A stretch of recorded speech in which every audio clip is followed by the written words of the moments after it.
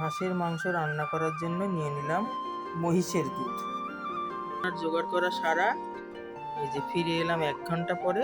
এখন রান্না বসিয়ে দেব। কাঠখোলায় ভাজনাটা ভেজে নিচ্ছি রান্নার শেষে দেওয়ার জন্য। সরিষার তেল গরম হওয়ার পরে হলুদ লবণ দিয়ে আলু দিয়ে দিলাম ভাজার জন্য। আলুগুলো ভাজা হয়েছে, এখন তুলে নেব। তেলের উপর দিয়ে নিলাম টমেটো, শুকনো মরিচ, 2 এলাচ, আর দিয়ে নিলাম দারচিনি আর লবঙ্গ। ভালোভাবে ভেজে নেব। দিয়ে নেব 1 চামচ লবণ, দিয়ে নিলাম তেজপাতা,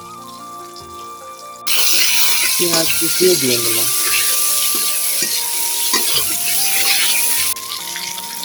দিয়ে নেব ম্যারিনেট করা মাংসটা ঢেলে দিলাম।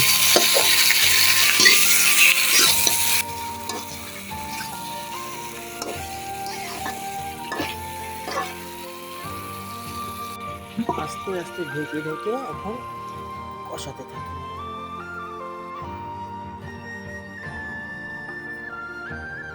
পাটাতে বেটে নিলাম জিরা, রসুন ও আদা। এখন বেটে রাখা মশলাটা দিয়ে দিলাম। ভালোভাবে নেড়ে চেড়ে মশলাটা কষিয়ে নিচ্ছি।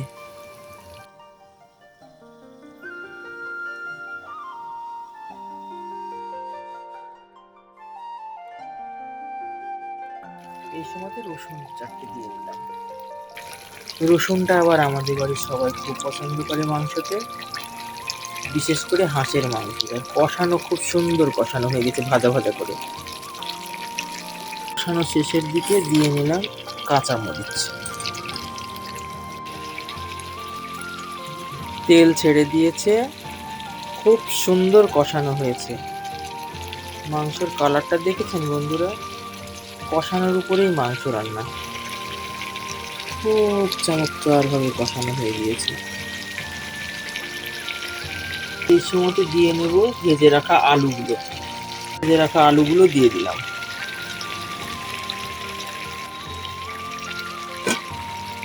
এবার দিয়ে নেব সামান্য একটু মশলার পানি।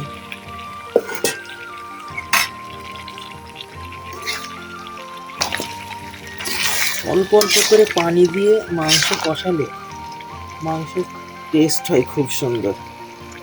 দুধের পাত্র ধোয়া পানিটাও দিয়ে দিলাম। এই ঝোলেই মাংস সিদ্ধ হয়ে যাবে। দুধ দিয়েছি, সামান্য পানি দিয়েছি, যা ঝোল হয়েছে এতেই মাংস সিদ্ধ হয়ে যাবে। এবার ঢেকে দেব। এখন আস্তে আস্তে হতে থাক। ও, ঢাকনা খুলতেই খুব সুন্দর ঘ্রাণ বেরিয়েছে। রান্না প্রায় শেষের দিকে। এখন এই সময় দিয়ে নেব পাতিলেবুর রস। রান্না কমপ্লিট। গরম মশলা ও জিরা ভাজা গুঁড়ো দিয়ে ঢেকে দেব, সেন্ট যেন বেরিয়ে না যায়।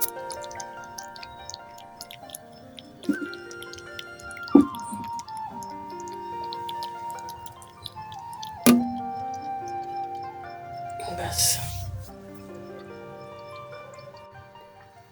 রান্না পরিবেশনের জন্য প্রস্তুত।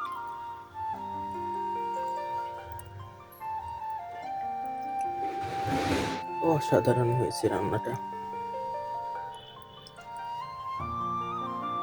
দুপুরের সমস্ত রান্না পরিবেশন করা হলো।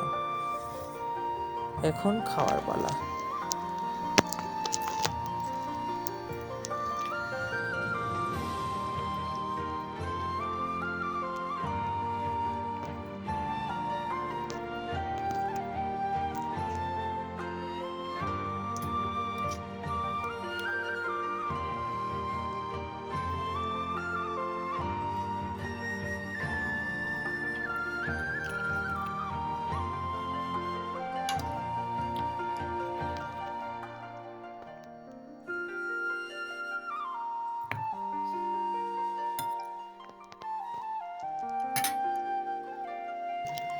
চীনা হাঁসের মাংস ভুনা পরিবেশন করা হলো। এতক্ষণ যারা আমার রান্নাটা উপভোগ করলেন তাদের সকলকে জানাই বিশেষভাবে ধন্যবাদ। আর আমার চ্যানেলটি যারা সাবস্ক্রাইব করেননি এখনই সাবস্ক্রাইব করে ফেলুন। আর লাইক কমেন্ট শেয়ার করতে ভুলবেন না যেন বন্ধুরা। দুপুরের খাবারে আমার বাঙালিয়ানা রান্নাঘরে রয়েছে মান ভর্তা, গরম ভাতের সঙ্গে ডিম ভুনা আর ভরপুর বাঙালিয়ানা।